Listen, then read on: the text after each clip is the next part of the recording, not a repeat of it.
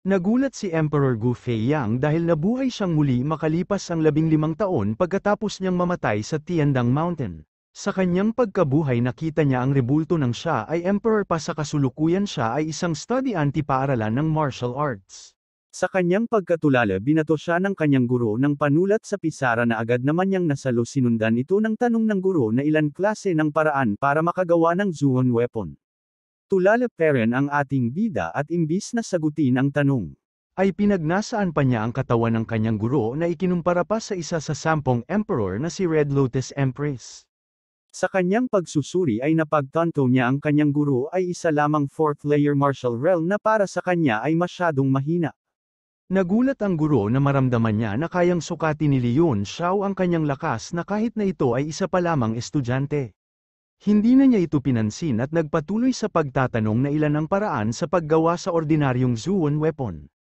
Sa isip-isip ng ating bida ay isa itong pambatang tanong para sa kanya sapagkat isa siyang 9th class refiner nung emperor pa siya at ang 9th class refiner ang pinakamataas na level sa pagiging refiner.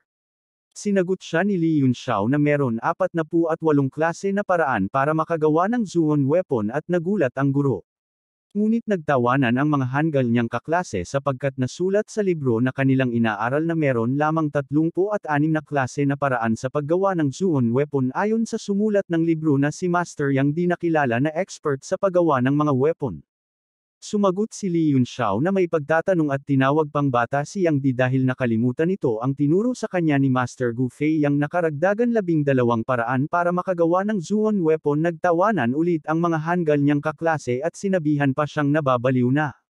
Sumigaw ang guro at pinatahimik ang mga estudyante na nagtawanan.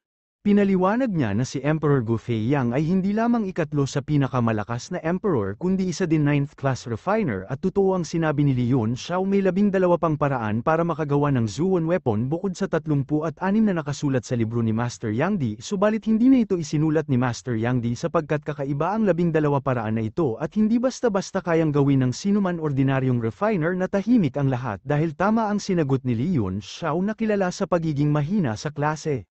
Binasag ng guro ang katahimikan at sinabihan si Leon Xiao wag lumaki ang ulo nito. Nagtanong ulit ang guro ng isang mahirap na tanong. Pag nasagot ito ng ating bida ay pahihintulutan niya ito na kahit hindi pumasok sa kanyang klase at ipapasa niya na lamang ito. Ang tanong ng guro, bakit kailangan lagyan ng sky crystal sand ang proseso ng paggawa ng weapon? Sumagot si Leon Xiao ang crystal sand ay hindi naman talaga kailangan, naging kailangan lamang ito dahil hindi magawa ng mga ordinaryong refiner na pagsama-samahin ang mga kasangkapan sa paggawa. Sumang-ayon ng guro sa sagot ni Leon Xiao at nagtanong ulit bakit yung ibang refiner ay nagkakamali pa rin at hindi nakakabuo ng weapon kahit gumamit na ng crystal sand. Sinagot niya ang crystal sand ay isang water type sa makatuwid, hindi talaga ito magagamit para makabuo dahil malalabanan nito ang fire element sa paggawa ng weapon.